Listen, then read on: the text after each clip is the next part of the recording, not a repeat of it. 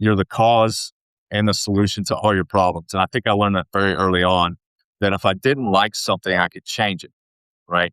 So I think that's helped me carry a lot of those lessons through life. Right.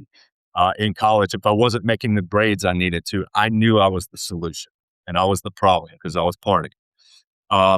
At work, if we got slumps in business, it's all on my back, right? And a good leader takes it, they strap everything up, man. I don't care what anybody else did, it all falls on me.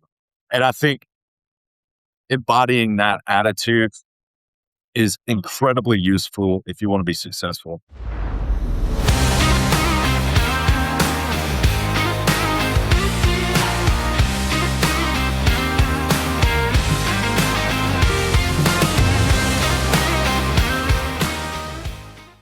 I agree. Welcome to the Performance Pilot Podcast, where aviation meets athletic ambition.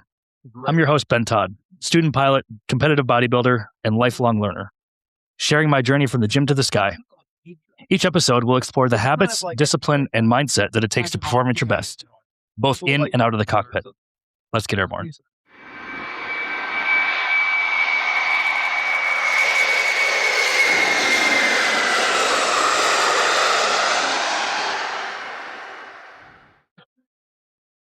All right, y'all, welcome back to another episode of the podcast. Happy to be along with you guys again for another week. Coming at you with another interview episode this week. I know a couple weeks ago we had Colin on, talk some flying, talk some aviation, talk some flight training. Today we're talking fitness. Today we're talking bodybuilding. I am joined by my really good friend, my mentor, as well as my personal bodybuilding coach for the last 3 years. He is an IFBB Professional Bodybuilder in the men's physique division. He is also the founder of Level Up Physiques, an Austin, Texas-based fitness coaching company that sets out to provide a more personal and communicative coaching experience for all of its clients. He's been my personal coach for the last 3 years. Please welcome my good friend, coach, and mentor, Mr. Tyler Fluitt. Tyler, how you doing, man? Appreciate you joining the podcast. Yeah, thanks for having me on and for that introduction. Maybe slightly embellished. Thank you. I mean, hey, you know, it's we gotta give you all the credit where it's due, man. Appreciate that. I remember reaching out to you. Well, I remember first running across you. You didn't know who I was, but when I first moved to Texas in 2019, I used to like go to a handful of the local shows around Houston because I was, living in Houston at the time. I remember going to a handful of the Houston shows, and I would kind of see you roaming around, and like I knew who you were. I knew you had a big social media following, and at the time, like you were heavy in competing yourself. And so I kind of just like familiarized myself with you and followed you on Instagram. And I don't think I ever actually reached out to you or talked to you for years. And in 2023, I was just wrapping up my experience with another online coach that didn't really align with kind of my personal goals or kind of what I was looking for in a coach. And I remember reaching out to you on Instagram, I think we had a call either that day or the next day. And we've been kind of doing this thing ever since. And so it's been really great for me. I feel like my personal physique has really matured and really I've reached a lot of my full potential thanks to you and your leadership and your guidance over these last 3 years. So just, client to coach and friend to friend, I just wanted to say thank you for all of your leadership and guidance that you've given me over these last few years. Likewise. It's been a pleasure, and you're very easy to work with, very coachable, follow instructions. And really that's all this is, man. If you can just follow instructions, you can go a very far way, and that's easier said than done for some folks, myself included. I struggle with it sometimes too. So yeah, thanks for being really easy to work with. Yeah, you got it, man. And thank you. My kind of philosophy on coaching is like, if I'm going to invest my hard-earned money into doing something, right, it makes the most sense to me to do it to the best of my ability and to like maximize on it, because otherwise you're just wasting your time, your money, and you're wasting you as the coach. You're wasting your time and money too. So it's beneficial for everybody for clients to kind of just maintain the protocols and do what they're supposed to do, at least in my opinion. Let's get started. Let's talk a little bit about you and your background. First of all, like, where did your initial interest in becoming a fitness professional begin? And was that something you had always wanted to do, or were there other careers that you had wanted to do, but kind of just fell into this fitness space? Kind of talk about that a little bit. Yeah. I was thinking about this the other day. It was like maybe fifth grade, and they were like, "Hey, draw your career in the future." And I think I picked like three or four. One was a carpenter, so I drew like me, him, and a nail. One was a veterinarian because I love animals. The other was a marine, which I didn't see out. But I guess growing up, you don't really know where your path's going to take you. I really envy people that know exactly what they want to do at a young age. So much of this was kind of meandering through life and trying to figure it out. And there was always a deep interest in fitness for me. Just because of the physical exertion, I really was interested in physical performance. Grew up playing sports, and I think I started dabbling in weights when I was, well, probably 10 or 11 for football. And then left that, got passed up in sports, just kind of a small kid, couldn't really keep up with some of the older, bigger guys in my class. So I was looking for ways to stay active, and I like to be active. So that was just took a lot of different forms, skateboarding, whatever I could have access to. So, but one thing I remembered when I was young was the weights, and I felt like I was pretty good at it, and I was way better at that than sports. So I was like, well, let me pick up on that. And I remember right around when I got my truck, I think I was probably 16 years old. This guy in my gym class, and this is the slacker gym class, like we like go clean the field for the actual athletes. So it was like, the nerds. I was in there with all the nerds that didn't play sports. This guy was like, "Man, I got these weights. Do you want them?" And I was like, "Yeah, for sure." So, this classic story of just like lifting these rusty weights when I was a kid in my backyard. That's where it all started. And I just saw it as a good path for personal development. I started kind of filling out and growing, and I was not that skinny kid I used to be. So that was the first time I can recall in my life that I felt very empowered and also very in control of myself and my outcome. And I think learning that early, it was always in the back of my mind. So when I went to college, ate junk, ate pizza, drank beer probably 3-4 nights of the week. I was in a fraternity. I was partying all the time, living this ridiculous lifestyle, as many of us do.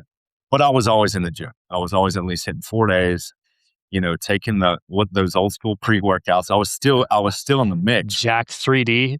Jack 3D. There was one before that. Maybe it was Jack 3D, and this was like, not to date myself, but like 2006 is when I started my journey. So I was in college like 2008 to 13.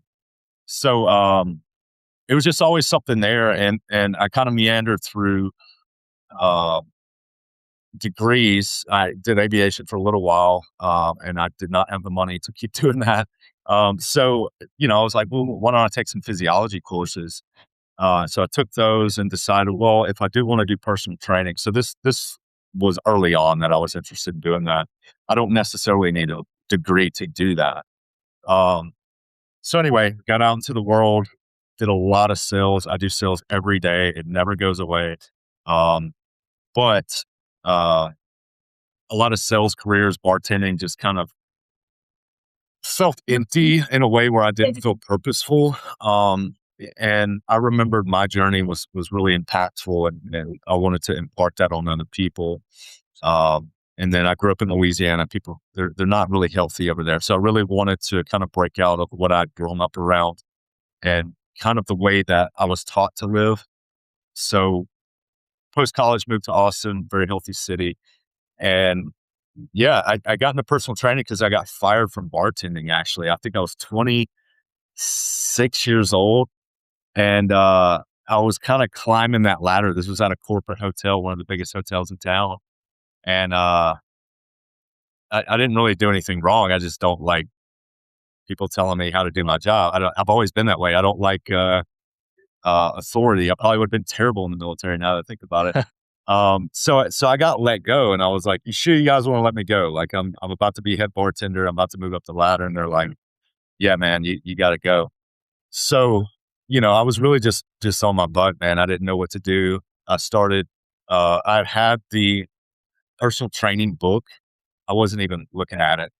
So I was like, "Oh, I'm just going to read this real quick." Read it, study for 2 weeks, go pass my exam, and somehow the good Lord shed some light on me, and I found a job at Gold's in Westlake as a personal trainer. It's not a lot of money, but I was continuing to educate myself and practice. And all the while, I was in this affluent area, so I had a lot of really smart people around me, and the that's probably one of the best jobs I had. Not because I made any money at all. I think I made about 20,000 the first year I did personal training. By the way, if you want to get into coaching, if it's about money, go into real estate or banking or something. This is not where the money is unless you spend the time. And I think that's everything, or everywhere in general. Um, so once I got there, I started just really kind of feeding off of these people that I was around, business owners, real estate, people that had huge real estate portfolios, people that worked in startups. These people are doing really well. They're very smart. And I really just absorbed everything they had to tell me. And I think that put me into an entrepreneurial mindset. And I eventually broke out, started personal training on my own, and then went to online. So to answer your question, I think it was always kind of in there because it was so impactful to my life. And I wanted to share that with people. And the fact that I had a deep love for it is probably the only reason that I've made it as far as I have. Throughout this journey, it's been incredibly discouraging many, many times, many years. And if you don't love the game, it's going to be hard to really make it through some of those tough times. So I'm just very grateful to be where I am. But yeah, it's been great. It's been hard, but it's been great. Well, first of all, thank you for sharing all that. And I think it's a testament to your resiliency and just how much you really do love what you do, because I've been around fitness for a long time. It is hard to make a living as a fitness professional. It is, especially where you are, especially in Austin. It is an extremely saturated market. Everybody, especially with Instagram and social media, like everyone thinks that they are a fitness professional. They can post some workout advice online. And people like to brand themselves as fitness professionals. So it's very, very saturated. And so I think for you to have done as well as you've done for yourself, it's a testament to the work that you've continued to put in over all these years of grinding, continuing to learn, continuing to improve, and continuing to build your skill set. And I think that's what makes you as successful as you are. Thank you. One thing I wanted to circle around to is when you were, because I can relate to being the skinny, dorky kid. That was me growing up. When you started training and you started lifting and you started seeing those physical changes, did that help to elevate your confidence? And did that help to kind of make you feel like you actually had some worth and some value instead of just being like this dorky, skinny kid? First off, I was never a dork, but no, I'm kidding. Yeah, man. I was just, man, I don't think I was like a late bloomer. I didn't hit puberty till I was, I don't know, later in high school. And there was just a lot of insecurity around that. Like, navigating girls and, relationships and social environments was very difficult for me. And it instilled, and I spent a lot of time alone growing up because my parents were divorced and my siblings were much older. So I struggled a lot in social situations that, man, I really don't feel like I broke out until I got to my 30s. But fitness was such a useful piece of me breaking out of my shell. And it was very much about, well, now, I'm stronger than some of the kids in school. I've filled out a little bit. I've grown taller. That was very confidence inducing, sure, the physical change, but I think something about the application and the outlet and proving to yourself, as you get stronger, there's really something to what's the word I'm looking for? It's very empowering, right? So it came from both ends. Yes, the physical change, but also just going through the journey. And I think very early on, I realized that something I talked about today on my story, you're the cause and the solution to all your problems. And I think I learned that very early on, that if I didn't like something, I could change it, right? So I think that's helped me carry a lot of those lessons through life, right? In college, if I wasn't making the grades I needed to, I knew I was the solution and I was the problem because I was partying. At work, if we got slumps in business, it's all on my back, right? And a good leader takes it, they strap everything up, man. I don't care what anybody else did, it all falls on me. And I think embodying that attitude is incredibly useful if you want to be successful in whatever industry. I think that's something that people would benefit from just taking on. Just take absolute responsibility for your life, and it'll change. And if it doesn't change, you'll understand what's important and what's not to you. It's funny you bring that up because I actually watched your Instagram story about an hour before we sat down to record this. And it reminded me, and you may have gotten inspiration from this, it reminded me of Extreme Ownership by Jocko. And the philosophy of that book, and just how taking ownership of everything in your life, by doing that, you actually start to take control of your life, because you realize that you are not only the problem, but you're also the solution to the problem. And so I think that's a really great approach. But I think there's a lot of people who they'll push that blame off to other people or other things, and they'll make excuses for why they aren't where they need to be, or where they aren't where they want to be, or why their life hasn't panned out how they have wanted it to. And so I think it's just really accepting responsibility for not only where you are, but where you want to go. And I think that's a really important piece of the puzzle. Made it through about a third of that book. I got lost in the military jargon, I think. It's a good read. That was it's in my top 5 of personal development books. I really enjoyed it. So let's dive into competing a little bit. So IFBB Pro, men's physique. You don't just wake up one day winning your pro card, right? For those of us in the bodybuilding space, I mean, unless you're, very, very rare circumstance. For those of us in the bodybuilding space, we know it takes years of work, years of dedication, years of consistency.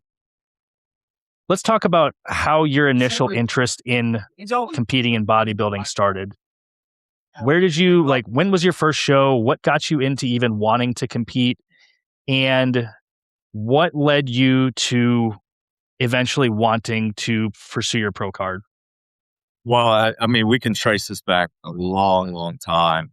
I think growing up the way that I did, some of the stuff I told you about, those insecurities that grow out of that, you start kind of heroicizing other figures, right?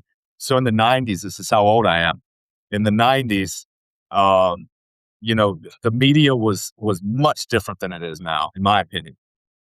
It was all the action movies. It was all the action stars. It was the WWF back then wrestling. Mm-hmm. It was Ronnie Coleman, Jay Cutler on the covers of the magazines in the grocery shops. So that cultural influence really got a hold of me, right? And being the skinny kid, wanting to be strong, athletic, so on and so forth, I really identified with that's what I wanted to be like. So this runs really deep for a long time, and it's still in me, and I'm glad it is. And when I started having the outlet of lifting weights, I'm like, okay, I can actually see that. Maybe I can become something. Like, you can actually change by lifting weights. And when bodybuilding was around in the 90s, it was just in the 2000s too, but it was just open bodybuilding. And I saw these guys, and I'm like, how does a human look this way? Like, how is this possible? Like, it was just so mind blowing to me. And I think around after I graduated college, I think men's physique got introduced. So this was, and I knew some guys that were doing it, or knew of some guys that were doing it. They're like, hey, this is this new thing. I'm like, well, maybe there is a place for bodybuilding for me, because even with all the years I put in, I mean, I probably can't get that big, right? It's not in the cards for me. But what can I accomplish, right? So I tried a men's physique show. I think I got third. I didn't really know how I felt about the experience. This was in 2016. Um, but some time went on and I'm like, I think I want to do this maybe a little bit longer. Let's see if I can run with it. And really all I wanted to do was just, get up there, test myself, apply myself and see what I could look like. And, I think at some point I got this, maybe an old coach told me I could go pro, probably blew smoke my way, um, telling me I could go pro in 2016. If you looked at me, you'd be like, yeah, there's no way. Um, so I think I kind of got the bug there and I just started kind of chasing it. And I did my first national show in 2017. I think I got 14th out of 32 or something like that. Honestly, not that bad. I mean, Terrible. I was completely natural. I mean, I was killing myself with HIIT cardio, probably the leanest I've ever been in my life. And I was like, okay, well, this really tells me where I am in the world. So I kind of had a goal each year. I want to make, next year I want to get top 10. The following year I want to get top 5, and I kind of coursed it out. That did not go the way I thought. The next year I got second, and I was like, dude, I almost went pro. Like it's just a matter of a little bit here, a little bit there, and that was not the case. So I lost a little bit of focus, thinking I was getting close, and didn't really apply myself the way I needed to. I was still immature in the sport, and man, I think I probably went to nationals, if I had to guess, close 8 times probably before I turned pro, maybe more. And I got second twice. I missed pro twice at junior nationals, and I kind of felt as though my time was running up. Not necessarily I was getting too old to compete. But my father had a heart attack in 2022, and reality started to set in. I don't know. At the time I was using hormones more when I was competing versus the off season, but I'm like, I don't know if my body is built to really push this, and I don't want to find out. So I need to protect my heart. I need to set myself up to want a family or be able to have a family. So I knew coming into 2023 it'd be my last season. And, I bulked for 12 or 14 months a couple times to get bigger. And in 2023, I said, this is it. Like, it's do or die. This is my only chance. And, I hired this coach. He coaches me now. And I knew he was going to just murder me, man. Like, I knew this was going to be miserable. And that's what I wanted. I'm like, I'm not, win or lose, if I can do everything possible to see this out, I can be satisfied with my journey. And luckily it panned out for me. I had the best season of my life. I still got second at nationals and lost pro, and I almost gave up. And I called my coach. I'm like, I'm done, dude. I hate this. And he's like, no, you're not done. Like, you have one more week. He was like, dude, I'm going to come fight you if you quit. And I was like, all right, let me see if I can, just keep my head down a little bit longer. And got it done at University. I think I did either second or third overall, won the class. And then I was just very satisfied with that career. I did a pro debut like a week later. I was not focused for that. I'll admit I wasn't focused for that. And that's a big regret. I should have held off for another week, but it was, I couldn't have asked for more. I never cared to chase Olympia.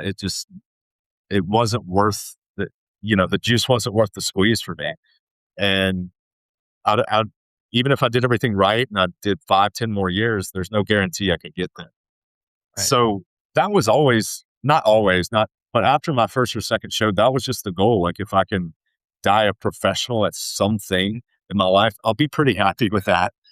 And thankfully the NPC introduced Physique and Classic Physique to give guys like me a platform, guys that maybe were more risk averse to hormones, maybe didn't have the genetics or the bone structure to get as big as we needed to.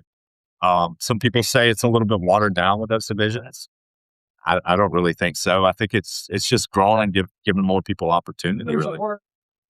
I think, and we could dive into a whole separate discussion about, what the pro ranks look like. But I think within the last handful of years, I think CBUM has really brought a lot to the sport, especially in classic, and just like made it more accessible for a lot of people. But even the men's physique guys that you see, I mean, those are competitive classes these days at the Olympia and men's physique. I mean, there's a lot of really, really good, strong competitors these days. And I think it just shows the evolution of bodybuilding over these last, 8 to 10 years, and just how far these divisions have come, and kind of what it's kind of evolved into. But we go into a whole separate conversation about that. But one thing you said that really kind of struck a chord with me is when you went into your 2023 season, like, you were putting it all on the line, whether you won, lost, got your pro card, didn't get your pro card. What was the feeling like for you to have finally, like, once you got your pro card at Universe, what was it like for you mentally to have, like, realized this dream that you had been chasing for 6 years?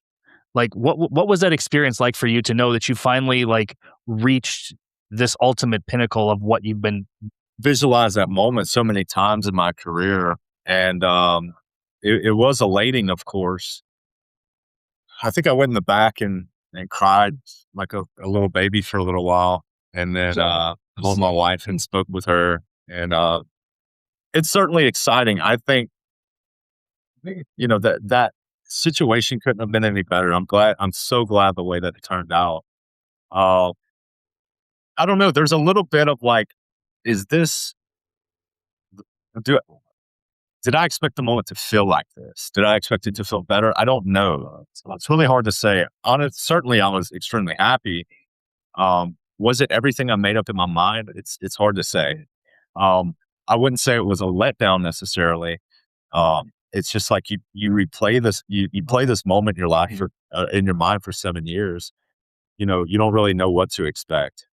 I think the high of the moment was good. What was better was the satisfaction of the journey, and that's I don't even talk about going pro. I mean, it never comes up. No, it's kind of like your GPA when in college when you apply for a job. No, like if I went and tried to do something in fitness, nobody's going to be like, "Hey, did you get your pro card?" Like, it's in the realm of the real world. Maybe it's a great thing. It's impressive. But it's more the personal satisfaction of it, and knowing, you go through something like that for 7 years.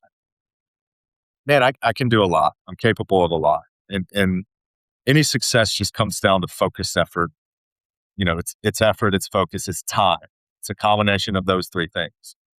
Obviously, people, we all have limitations. There will be limitations to that, but I always grew up thinking that anything was possible. My mother was really good about teaching me that. So I never thought that I couldn't accomplish anything, which got me into a lot of trouble growing up, as I thought I was better than I actually was in certain situations. But I think that mindset was really useful in that whole journey, and having proved that to yourself, now you carry that with you, for the rest of your life. So it doesn't matter what it is, writing a book, building a business. I know it's just a matter of focus, effort, time. And to have that, you got to have love for the game, and the desire to want to do what you want to do. And I've noticed as I got older, I don't really want to do most of the stuff I thought I wanted to do, because I know how much it's going to take. But anyway, it's a little off topic, just something on my mind. Like, I appreciate you sharing that. And I'm a big follower of Nick Bear. I really love his content, and just like kind of just his philosophy on life. And he always, kind of advertises this mantra of always embracing the journey, and just the journey is always going to be better than the actual destination. You're always going to feel more fulfilled through the journey and during the journey than you will whenever you like reach the destination of wherever you're going. And I think you can kind of agree with that your journey through bodybuilding demonstrated to yourself that you were capable of doing anything that you put your mind to, that anything is possible as long as you put in that time and that effort. Yeah. The real prize is, the person you become through the journey. And I know that sounds so cliche. And if you told me that when I was younger, I would roll my eyes so hard. Um, I carry my Pro Card in my wallet, and I don't even look at it. But when I do, it reminds me of that journey. And what I found more fulfilling when I left that, and I'm never fully left. I still diet, I still train. I'm cutting right now. Like for me, it's probably going to be for the rest of my life. It's just not going to be to those extremes where I'm implementing hormones, or I'm pushing myself so far that other things in life are getting compromised. So it's a lifelong journey for me, and I'm not stopping anytime soon. But the competitive days are probably behind me, at least for some time. And what I find more fulfilling now is just helping other people through that journey, and imparting some wisdom or experience onto them. And the thing about competition coaching, it's just so sick, man. And I've always liked it, but here's the thing: I get to go to shows like every other weekend through the year. I get the same competitive spirit. I get super excited. I get upset when we lose, and I know we shouldn't lose. It's kind of the same mindset, bringing other people and helping them to shows. It's my favorite thing on earth.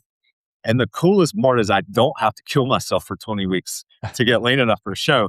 So that's just been so rewarding. And I foresee myself doing that for some time. And I think my first I prepped somebody in 2019.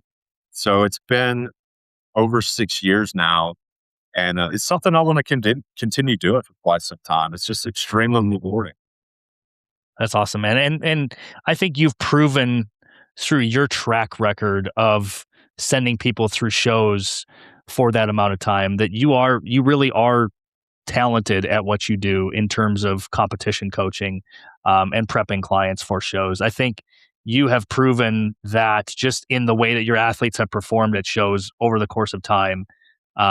You're very knowledgeable in that realm, which actually is a great segue into my last question, and that's talking about your business as a fitness coach. So you've made it your life's mission to help people achieve their physical goals, whether that's to step on stage and compete or just to look better, feel better for just lifestyle, just people in general, right?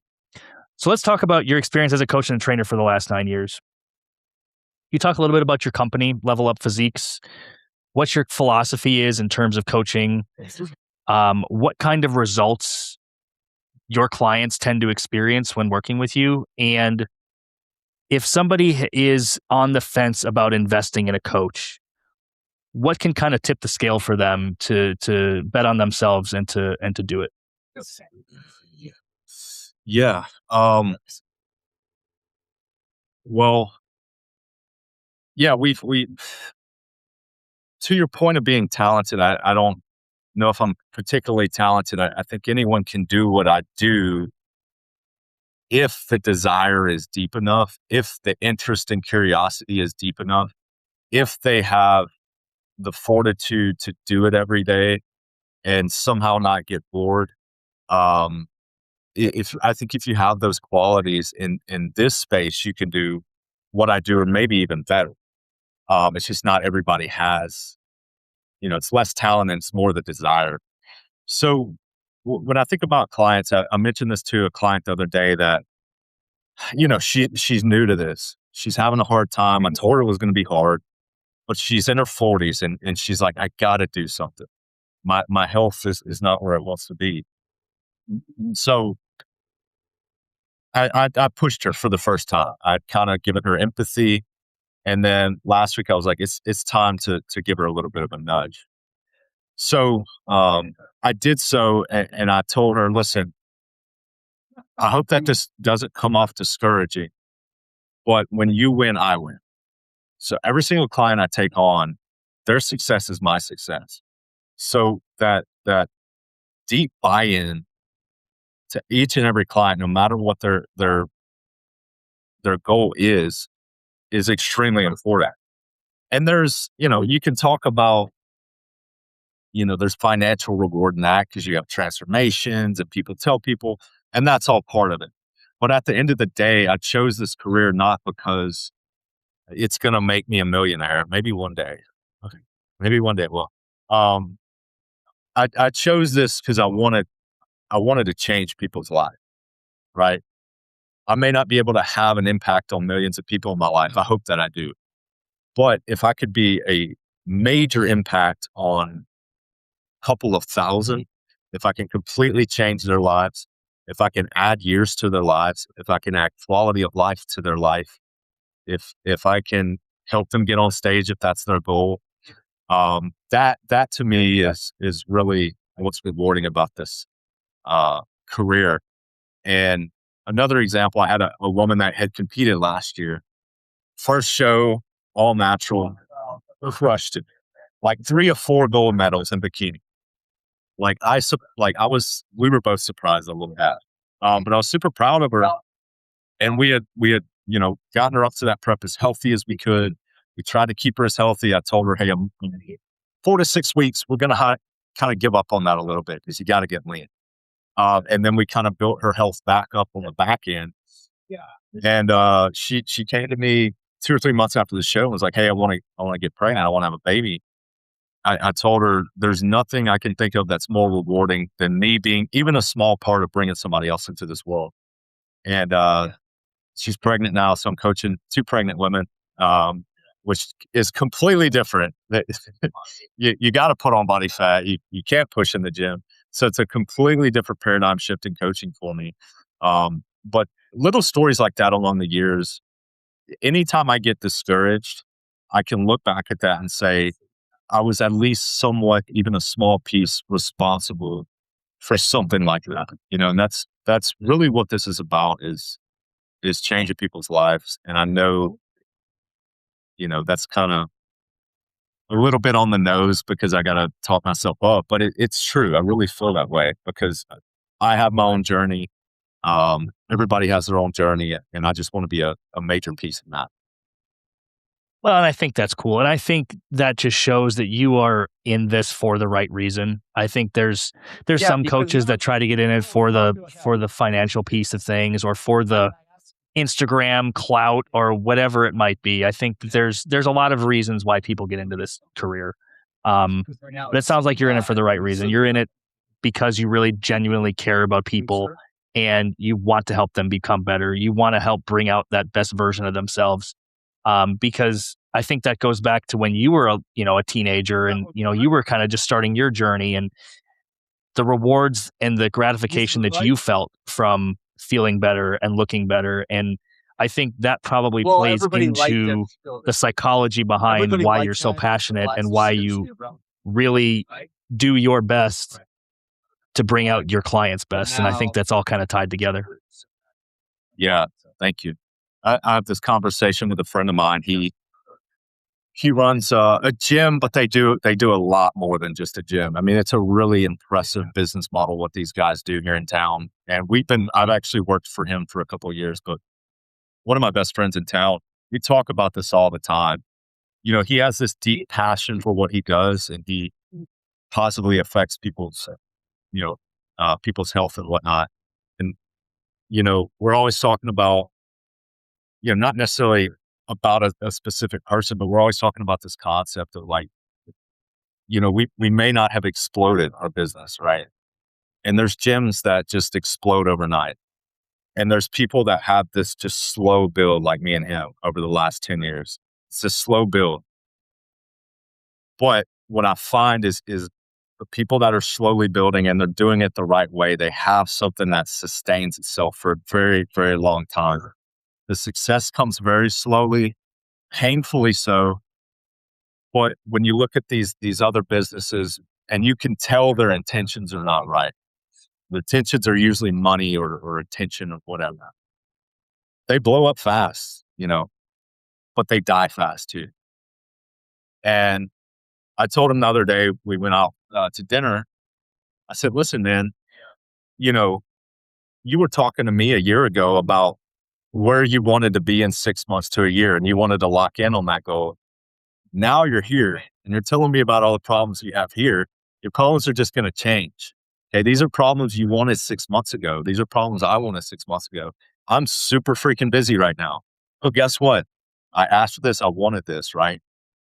So, and eventually what I told him is I think you and I are growing at the appropriate rate. I think that we have the businesses built in the proper amount of where it should be. And we need to keep working on it, but we don't need to get impatient. We just need to keep stacking those bricks over time. And that's just honest work, man. Honest work always shines through. So that's, and I think, again, that kind of just goes back into the fact that you are doing this for the right reason. And you understand that good things take time, and you understand that, especially when it comes to business, business is hard. Entrepreneurship is hard.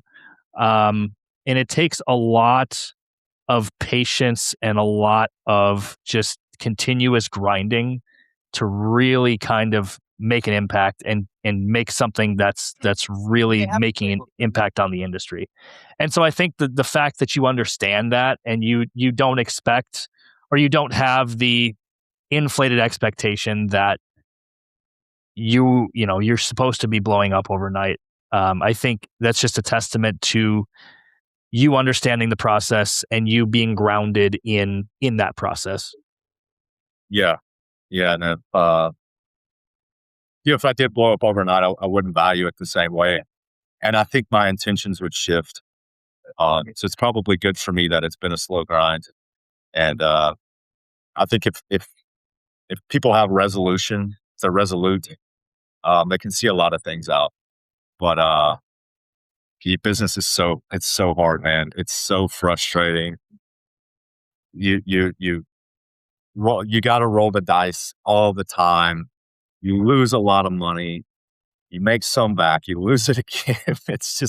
It's constant, but it's part of the process. It is all it is. So yeah, and really, thanks for having me on. Why I wanted to get on here is so I could just hear all your compliments. I needed an ego boost. Well, there you go. You got one today.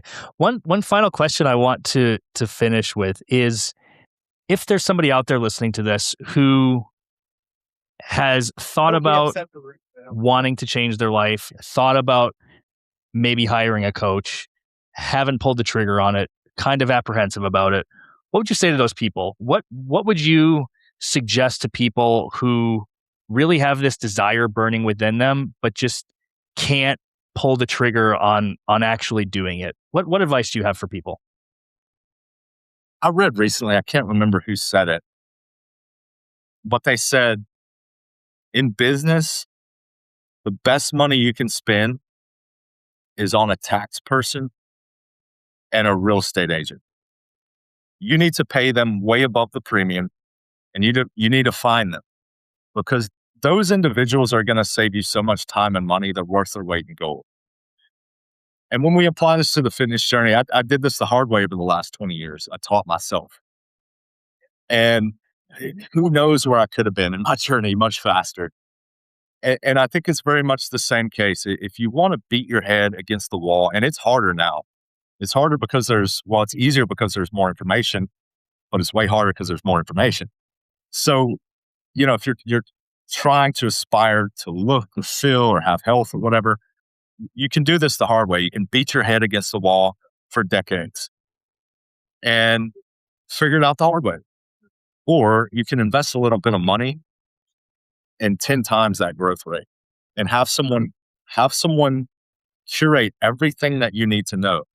Because if you rely on the internet, you're going to hear about 40,000 people disagreeing with each other about things that don't really matter a lot of times. In the grand scheme of things, artificial sweeteners, for example, are not that big of a deal. I can promise you.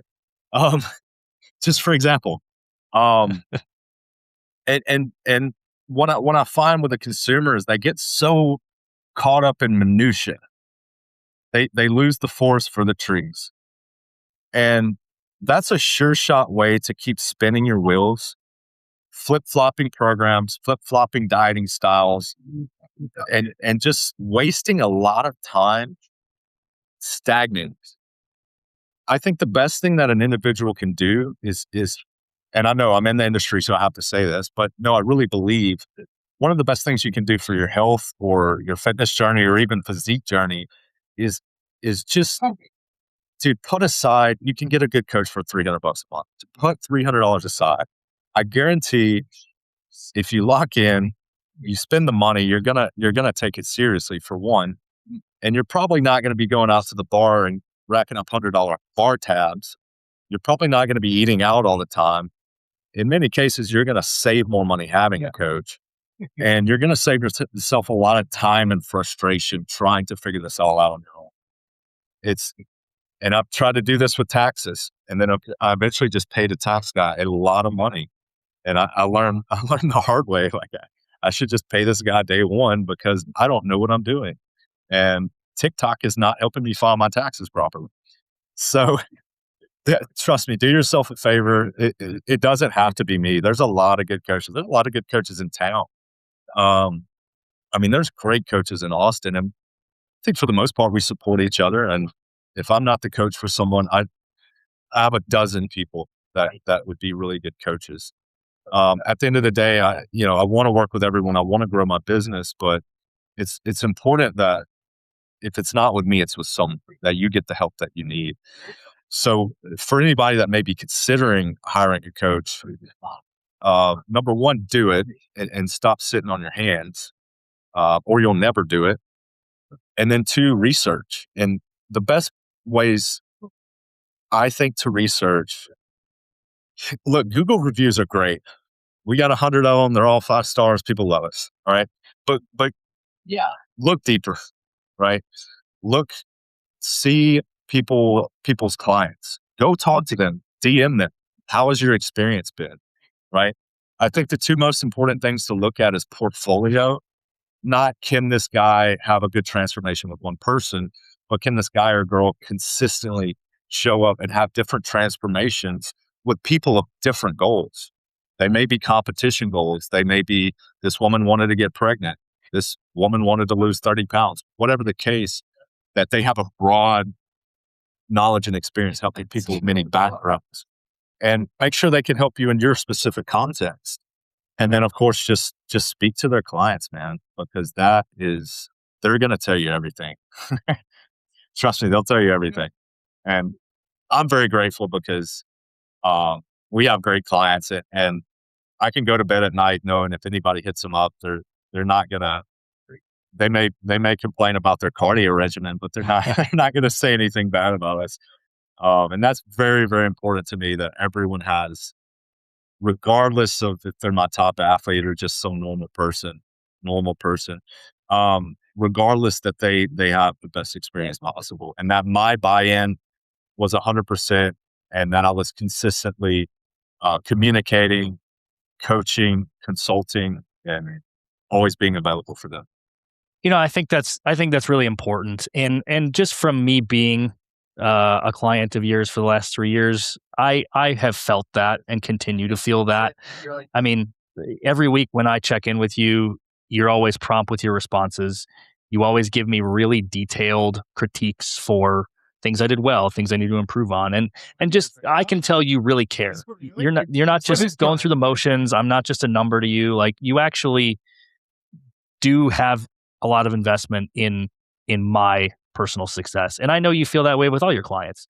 And so it's one of those things where that's kind of what led me to you, was because I wasn't necessarily feeling that reciprocity in some previous coaching experiences. And I kind of learned from that.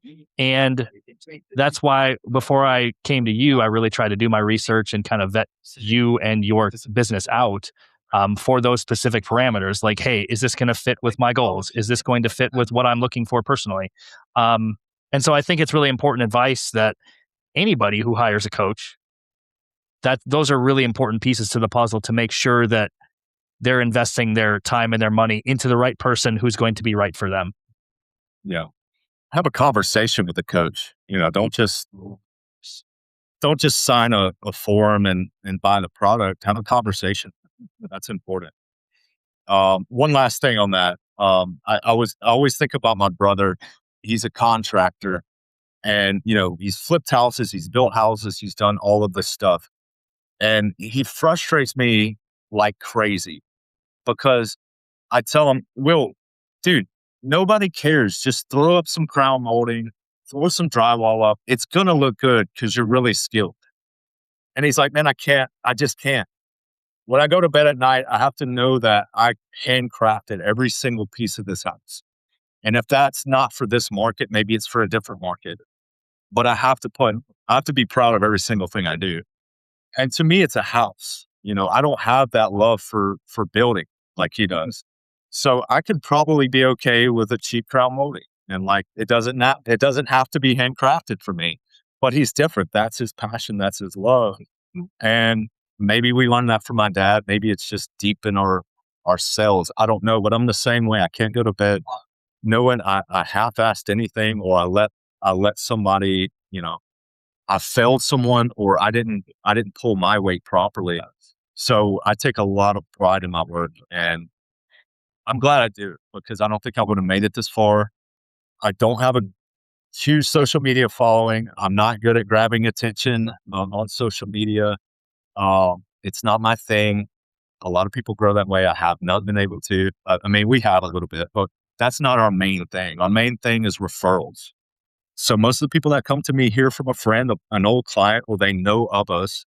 And that's really how we grow is grassroots, word of mouth, referrals, return clients, right? So that's the foundation of our business. So that's why it is so important that we hold that standard, and we never veer from that standard. And I think that as long as you keep that standard in mind at the forefront and kind of guiding your business and the decisions you make for your business, I think you're always going to have an influx of clients, because you're always going to be providing a great service to your clients. And therefore, you'll always have those word of mouth recommendations because of the service that you're providing to them. Yeah. It's proven itself many times. So I'm very, very grateful of that. And it pays off. Doing the right thing pays off. It pays off very slowly, but it pays off. Doing the wrong thing. Yeah, doing the wrong thing pays off quick, and then it doesn't pay off quick. Right. No, yeah, I completely understand that. Well, hey, Tyler, I really appreciate all of the information you've shared today. Is there anything else that you wanted to share before we depart today? How can people find you if they're interested in coaching or kind of learning more about you and your business and what you guys offer? Where can they find you at? We put a lot of information on social media. So this is anywhere from workout tips. Hey, you got 30 minutes to do a workout, try this. Sometimes we get into the weeds on, what's the new thing, peptides or whatever's going on. So we try to build a lot of value in that page. And that page is Level Up Physiques with underscores separating each word. And then our website kind of showcases a lot of what we do and our services. And that's levelupphysiques.com. Yeah. Awesome, man. Well, I will have those in the show notes for anybody who might be interested in checking you guys out and learning more about what you have to offer. So really appreciate your time today, Tyler. Thanks for hopping on. Thanks for joining me. And we got 8 weeks left until prep. We're getting there, man. It's coming up. July 11th. July 11th. Yeah, Austin. I'm excited about that show. Coming to hang out with you for a weekend. Yeah, I think we got 4 in that show. And I may have a good friend coming down to do that show from Nashville. So I'm super excited. It's probably my favorite show of the year. It's where I did my pro debut. It's very special to me. So we're pulling out all the stops. I'm looking forward to it, man. It's gonna be a journey for sure. It's been a journey already, but it's definitely gonna be a journey once we start prep in a couple months. Yeah, I'm excited for it.